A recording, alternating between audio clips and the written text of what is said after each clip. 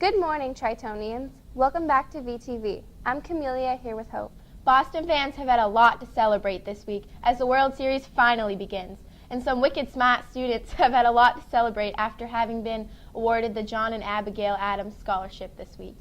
VTV was at the award ceremony to catch the festivities.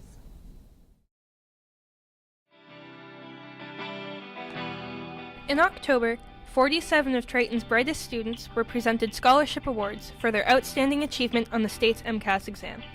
Attending with the students were Triton faculty, staff, administration, and school committee members. A host of proud parents were also on hand to celebrate the momentous event. My name is Sheila David. I'm the Director of Guidance. And I want you to know that a school district's achievements are the result of strong leadership, sound instruction, parent-guardian support, and community involvement. We had 47 seniors receiving it based on their grade 10 MCAS scores. Students had to receive advanced and proficient in the ELA and math portions of their MCAS scores when they were in grade 10. The scores they received had to be, they're showing that their combined scores were in the top 25% of the students taking the exam in the grade 10 class. What does this award mean to you? It means that I get recognized for all the hard work that we've all put in for this, both the parents, the teachers, and especially the students. And we get some sort of appreciation for all the time and effort we put into our studies.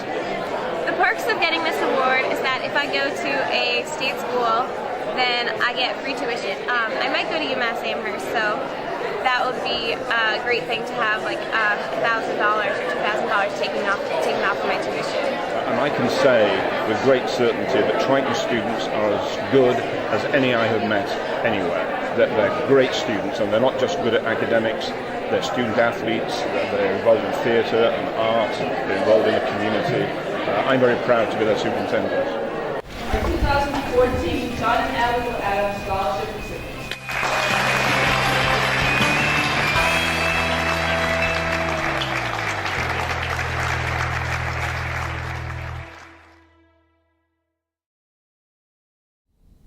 A large percentage of Triton students own iPhones or iPods made by the reigning king of electronics, Apple Inc. If you own one of these, you're familiar with the software updates that get pushed to your device on a regular basis. Recently, Apple introduced a major design change to its iOS 7 operating system, and we asked some of you what you thought of it. On Wednesday, September 18th at 1 o'clock, the new update for the iPhone, iOS 7, came out. Is it the best thing since sliced bread or the worst thing since the plague? We asked you. One of the biggest changes that came with the iOS 7 was the new look of the interface. How do you feel about the new look of the iPhone? I feel indifferent about the new look of the iPhone. I like the new look on my iPhone. It's much different, but it's gonna take getting used to. It looks cleaner and it makes me feel like I have a brand new phone. I think it looks classier. It's all Android-like. It's fancy. The iOS 7 has a flashlight that you don't need to download. Do you like this? It blows my mind. I like the flashlight. I haven't really used it. Like, when it's dark and I need to see, that flashlight really helps me. What do you look at in the dark? I look at anything that is not light when it's dark. How do you use your phone on an everyday basis? Text my friends, texting and calling, go on Facebook, SAT games. I use my phone to talk to my friends, to talk to my mom, use multiple forms of social media to take pictures and video. If you could grade iOS 7 on a scale of 1 to 10, what would you give it? I'd grade it 7 flannel shirts. I'd give it an 8. 10. 8. A B+. If you could add anything to the iOS 7, would you add anything to it? A food dispenser.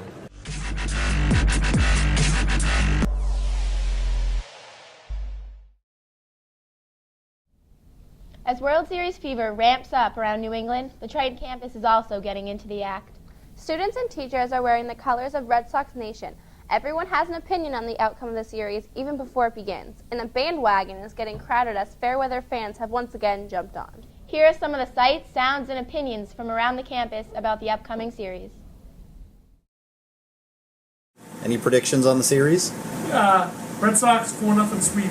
Red Sox will win. How many games? All of them. Boston.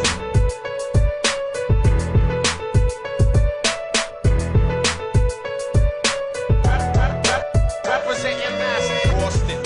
6 games. I'm going to say Red Sox. The Sox lose it in 2. Can that happen? Let's go Red Sox! It's a sweep in 4. Sox in 7. It's going to be a close series. Go Sox! Go Sox. Let's go Red Sox! Go Sox! Go Sox. Representing Mass, Boston.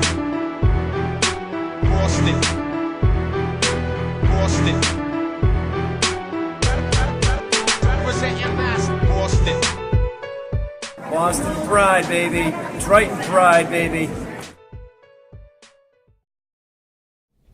This past Friday night, the Triton football team welcomed Pop Warner kids from all over the district to enjoy a free night at the game.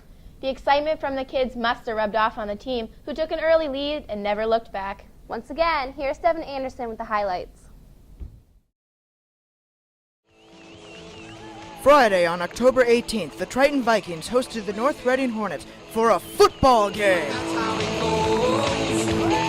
2nd and 10. On the opening drive, Brad Whitman kept the ball on a read play and ran it down for an almost 70-yard touchdown. Brad Whitman breaks free. He's free 40 down to the 30. Looks like he's going to go all the way, showing great speed. Again, another great fake on the inside zone. On the Vikings' next drive, Brad Whitman rolled out of the pocket and threw a 15-yard touchdown to Justin Cashman. Justin Cashman, what a beautiful play. The Hornets score their first touchdown of the game by pulling off a 68-yard run to the end zone. He breaks free. Doesn't look like anyone's going to catch him. That's going to go for about 68 yards. The Vikings answered with running back Justin Spillane, stretching a run to the outside, running through multiple defenders for the touchdown. Can he get the corner? Touchdown. Incredible play. He looked like he was stopped over there. Justin Spillane picked up his second touchdown of the game on a pass that bounced off 2 other players, thrown by Brad Whitman. Bounced off two North Reading defenders. The Hornets scored their second and final touchdown of the game on a 5-yard run up the middle. Or did he? McCarthy gets in on the second effort. Brad Whitman kept the ball again and ran it in 5 yards for a touchdown. 6 points. With a score of 32-14, the Vikings were victorious.